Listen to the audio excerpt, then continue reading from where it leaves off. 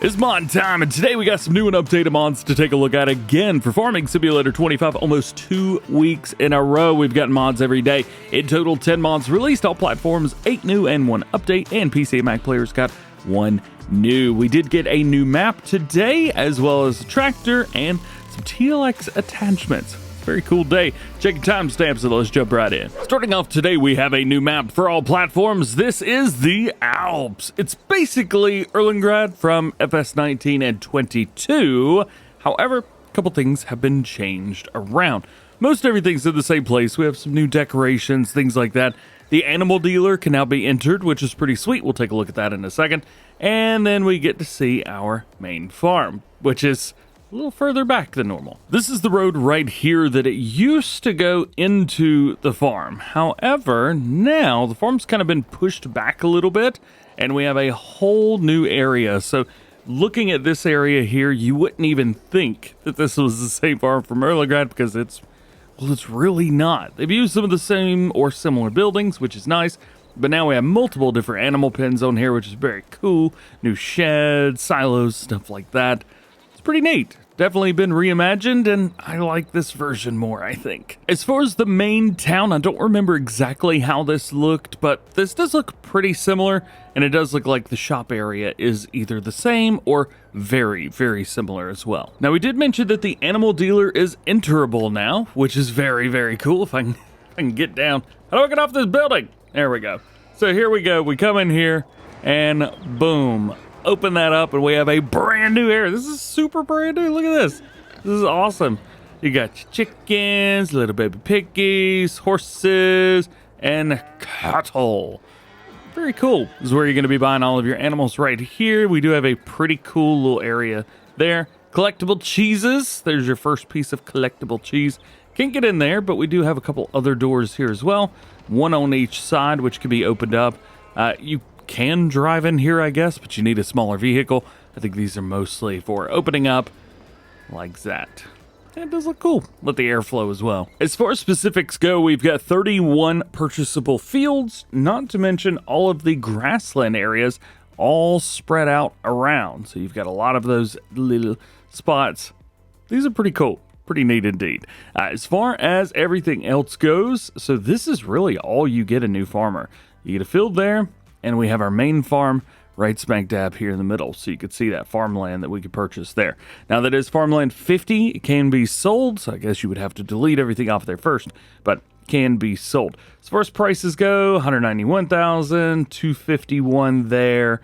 For this big area here, $1 million, $205,000 for that. So prices are a little bit all over the place.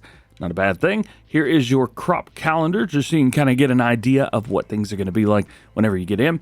We talked about the animals. We do have 1 rooster and 2 5-month-old chicks. Then we've got 6 sheep in here. You've got the Swiss black-brown mountain, and then we have a couple younglings there. Most of these are young too.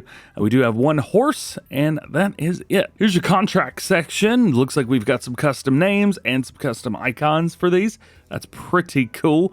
As far as our productions, none are owned. However, I think you are spoiled for choice when it comes to productions on this map. And of course, here is all of your starting equipment if you guys are doing new farmer.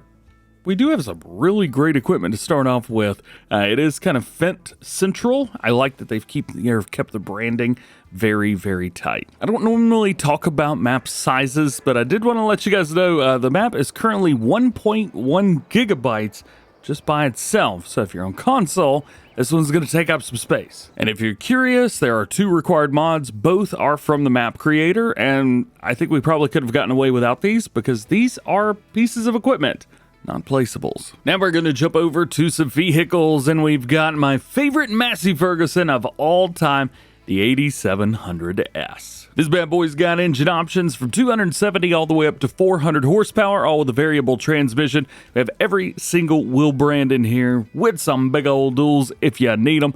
Design up at the top, we've got a panoramic roof, and you can even add or remove the warning signs on the side, so you don't have to have them, although that speed sign on the very back, that stays there always for some reason. Main color, you've got literally everything. For design color, you've literally got everything. As a matter of fact, I'll show you what it is. See all those bits in the grill? That is going to be your design color, and the rim colors as well. We do have the regular set in black. However, we don't have chrome or anything like that, so you will need to have a custom color for that. Speaking of custom colors, I don't have that mod installed. Again, as always. So, if you don't have it either, you're good to go. Guess what? They've included them all. We do have a couple animations, so I did want to show you guys those before we jump around. So we've got an unfold tractor, which is going to bring out our warning signs. So those come folded by default, but you can't turn them on, and they got lights on them too, which is very, very cool. On the back, we can open up that glass, and around towards the driver's side, you can open up the door. There that is, looking good. No sound change, doesn't seem whenever we open the windows or anything like that, but it is what it is. Not many tractors have that. Again, I'm super excited to finally have a Massey 8700. Oh, let's go. Ooh, it's heavy. Ooh, can we flip it?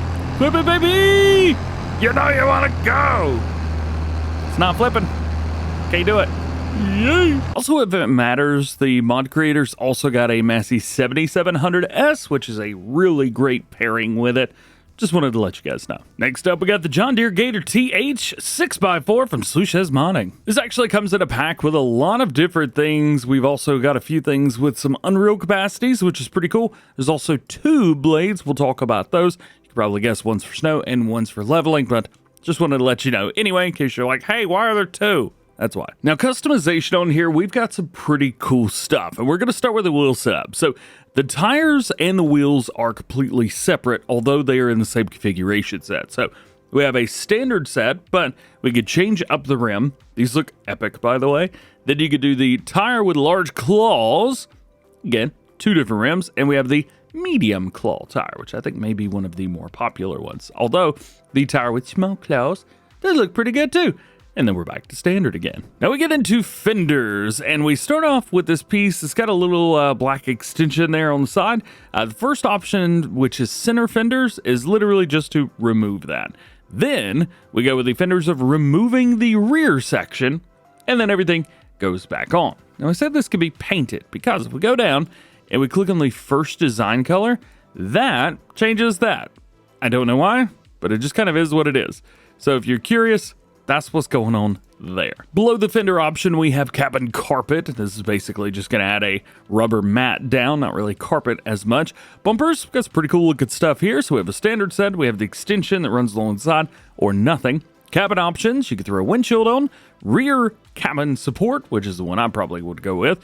Full cabin support with the rollover, and you have with awning, and awning in glass, and the adhesive awning, aka the John Deere sticker. Hey, there you go. Winch, yep, you can add that along towards the front. You don't have to have a special bumper for it. Very cool there. Extra lights, of course, we just get the ones added on the side. And attachers, we have one of these. You either have a trailer hitch at the back, or you've got a trailer hitch with a 3-point. From there, it is all colors, and we can show them all off here. So, of course, we have our main color, which changed that to black to avoid the red that I posted earlier. You know what, we'll put the red back on there. So there's that.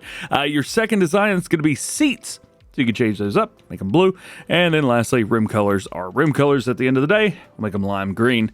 Whew. Tell you what, YouTubers never can make a pretty car, can they? So from there, then we get to pick a few things. So this is the Blade Snow. We just got color options here. 1.8 meter working with at 3 miles per hour. So you're going to be using this one if you need to clear snow. Then we go down to the very bottom because this is going to be for all of your other leveling stuff. So if you're using it to do chaff for whatever reason, or maybe moving something from, your chicken area. I don't know. But regardless, if you need for anything else other than snow, that's what you use. Then back up towards the top, we've got a tipper. This one will either hold 460 liters or 1100 liters. Weirdly enough, this does not have an unrealistic capacity. I thought it would because a lot of the other ones do. We also have color options if you want to change up anything. Then we go over to the platform. So this is just a flat platform, nothing wild and crazy there. We also have another flat platform here, a little bit different, and it's got sides on it, but no back. Then we have a service bed. This was pretty sweet. So it either holds 500 or 10,000 liters of fuel, and you will be able to support anything that needs to be fueled up. That's kind of cool. Then we've got this guy, the liquid tanker, 700 liters or 15,000 liters. Why does the liquid tanker get an unrealistic capacity and the tipper doesn't? I want to use the tipper. Anyway, so you've got that. That's pretty cool. Plus, one great thing is all the liquids, even goat milk. And it's even got something else down here on the very end. Is that propane, I think? Anyway, it holds all the things, like every liquid. I don't know how they've done that. Then we get into now more realistic, I guess. Here's your spreader, 500 liters. Would have been cool to have an unrealistic one of these too, but that's just me personally. That's the way I like to play. It is what it is.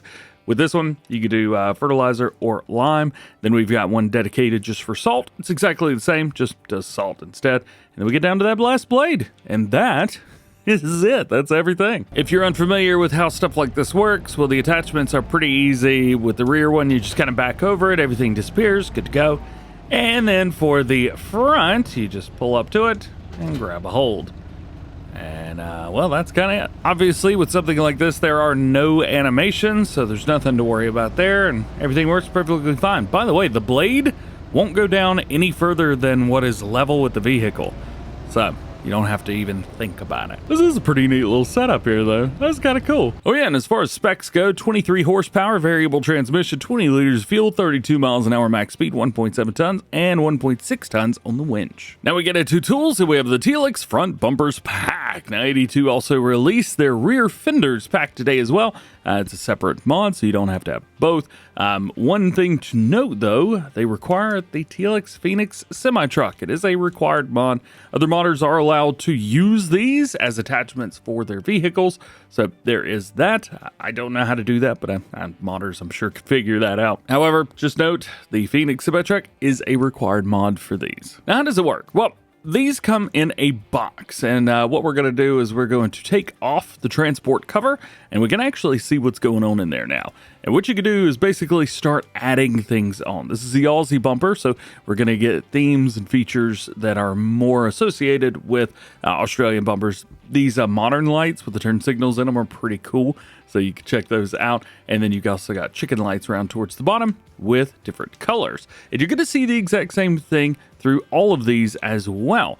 So you've got your bull bar there, ridge barkers. This is the heavy duty bumper, by the way.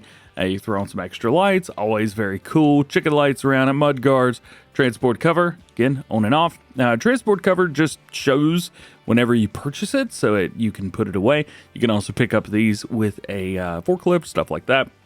You can move it around. We also have a couple decals as well. However, you won't see those if you have the rubber protection on. So put those away, and you may actually be able to see all everything. Lastly, on here, you got the TLX Bull Hauler bumper, and with this, you can throw on a couple extra things, including a winch, which is very nice. You got your width markers on there, additional lighting, very similar to the other stuff, color options, and your transport cover. So how does it work? Well, it's pretty simple. So we got our TLX Phoenix here. I just threw on a random bumper customization, and we're gonna grab this guy. Yes, we can lift it by hand as well. Forgot to tell you that part. So with this, whichever way it's kind of facing, that's the way you're going to want to hook up to it. So we'll grab that, kind of bring it forward a little bit, go in here, and you can see we already get the setup to attach. We'll click that, boom. Now you got your bumper. And the one that we had on there disappears. So this is all a brand new bumper, even the winch setup under there, that gets added too. How cool is that? You've got the extra lighting, the extra lights work perfectly fine on it. You got your winch. Whee! The winch on there too. It's kind of coming from a different spot whenever we pull it away, but I think it's just because it's mounted under the truck, right under the very front. With this as well, if you don't like where it is, you can move it. So we've got full range of motion with the movement of this. So you can move it around in case there's, for some reason, you don't like where it is, that kind of thing. Maybe you've got the front of your truck down a little bit. You don't want it to be through the ground. You could do that. It is also very difficult to put back exactly where it goes. Additionally, it will remember where you last left it. So if you had it out and way up for some reason, when you attach back, it's going to go right back to that spot.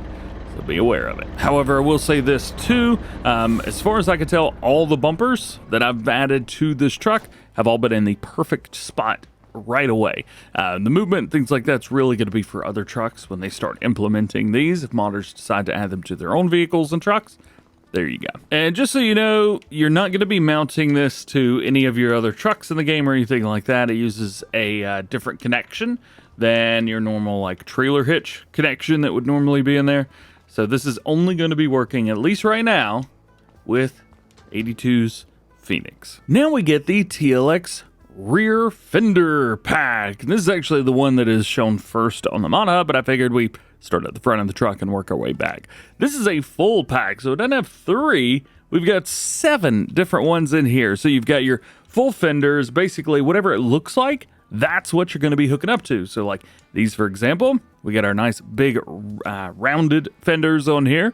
Again, you got a transport cover, so that's pretty cool. You can see on the top, it says mount this side, so you'll be backing up to it. Attacher type, and you've got a couple things here too. So you got keep TLX truck rear lights or substitute. So if you substitute, they will disappear. So there's that. And then you'll just kind of be left with these lights right here on the back, and that'd be it. You could also do something like this, which is just a simple mud guard and really doesn't do much other than add some mud guards on there. You could go with one of my favorites right here, the TLX heavy duty fender. Love these things. I think they look super cool. And again, you can either substitute the rear lights or keep them. So if you weren't aware, if we pop out real quick and we swing around, these are the rear lights that it shows here. So if you don't want those and you don't want anything else, then substitute and you're good to go. They all work exactly the same as the front bumper, so you will be able to pick them up, move them around, that kind of thing. How's about we do this? Let's go substitute rear lights, and I'm going to buy it just like that. So now we get this box. On the top, you can see mount this side. So I'm going to take this, spin this bad boy around right about there. Now, for some reason, this seems backwards. Mount this side, points that way, I would assume. However, our truck is showing to attach this way. That is correct. However, I think it's a mount this side. I think that needs to be around towards the other way. I'll let 82 know, although I'm sure by the time I get to message him, a lot of you guys will have messaged him as well. Nonetheless, boom, click it, good to go. As we mentioned, yes, you can pick these up, move them around. They are pallets, so just be aware, just like all the other pallets in the game that could get stuck under the map, these can get stuck under the map as well. But the good thing is, because it is a thing, you can reset it if you would like. So, really great way to just kind of change up the look of your truck, whether you want those rear fenders on there. Let's come over here, we'll grab our front, boom, and now it's a totally different truck. And if you get confused or you're a little curious on how things are going, you could check out this right here. This is a picture that is actually on the TLX rear fenders pack on the mod hub. You can see exactly how these will come, how they line up, and everything like that. As a matter of fact, I'm looking at this now. I took these screenshots, by the way, all the screenshots on this this one right here, this mod, the rear fenders. I took all of these screenshots. It looks like the arrows are pointing backwards here as well, and I apologize because I helped test this mod before it was sent off to Giants. I think I blame myself a little bit for that one. Nonetheless, you can see that's how you get them. If you've got them in boxes, just line them up front and back. And if you've got them just in the regular pallet form, line them up front and back, hit attach, and they will attach like normal, as I showed. Next up, we have the Maitre BMM85. It's a tipper trailer for you guys. Looking very good, nice and classic on here. Capacity is 9,000, 11,700, 14,400. So we do have a nice capacity option range through there. BKT and Continental tires. We can change a few of those up, including the BKT flotation tire right there, which looks very good. Warning signs of yes and no around towards the back. Attacher type, we've got the high, middle, lower. So if you've got the high, that's actually going to be if your tractor is got a lower attacher, and then kind of reverse from there. Plus, we have a color option. You got the old yellow, the newer yellow, and the red. So you go from kind of an older look to a more modern trailer just from changing the color. And we got a couple placeables. First up is the modern car garage from Icus. This matches along with their modern house. We've got a door right here which opens up inside. Behind this, we've got a light switch which turns on, and then we have 2 garage doors. These could be either open up from the inside or the outside, and I love the way they open. That is so cool. There you go, inside and outside. As per usual, we've got lights. Lighting on the outside is automatic at night. Lighting on the inside is done through a switch. ICUS has really done a great job setting a standard there for that being the default, and there's quite a few modders that are following in suit. I'm very appreciative of it because I like having lights outside at night, but I don't do a lot at night in Farm Sim.